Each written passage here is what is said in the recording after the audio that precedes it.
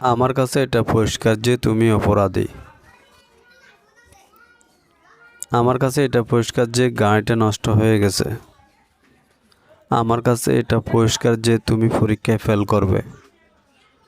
আমার কাছে এটা পরিষ্কার যে সে আর আসবে না। আমার কাছে পরিষ্কার যে শেখ হাসিনা আবার প্রধানমন্ত্রী। Hello viewers, welcome to my another video. Hope you are enjoying this video. আজকের ভিডিওতে আমরা এই সেন্টেন্সগুলোর ইংলিশ ট্রান্সলেট করার চেষ্টা করব। তার আগে দেখে নেব আমরা এই সেন্টেন্সগুলোর মধ্যে কমন কোন ফ্রেজটি রয়েছে।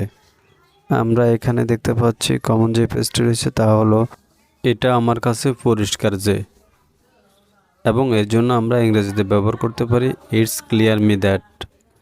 আরও ভালোভাবে বোঝার জন্য আমরা একটা স্ট্রাকচার ব্যবহার করতে পারি এবং স্ট্রাকচারটি হবে it's clear me that and then rest of sentence.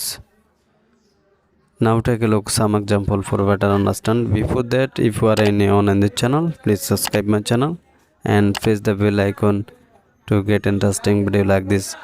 So this is the first one of this video. আমার কাছে এটা পরিষ্কার যে তুমি অপরাধী। It's clear me that you are guilty. আমার কাছে এটা পরিষ্কার যে গাড়িটা নষ্ট হয়ে গেছে।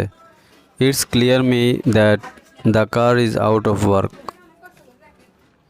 আমার কাছে এটা পরিষ্কার যে তুমি পরীক্ষায় ফেল করবে। It's clear me that you will fail in the exam.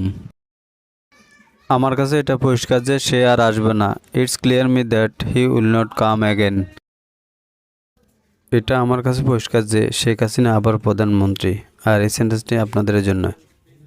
That's all for the videos. Hope you are enjoying this video till the end. Please do like, share and comments.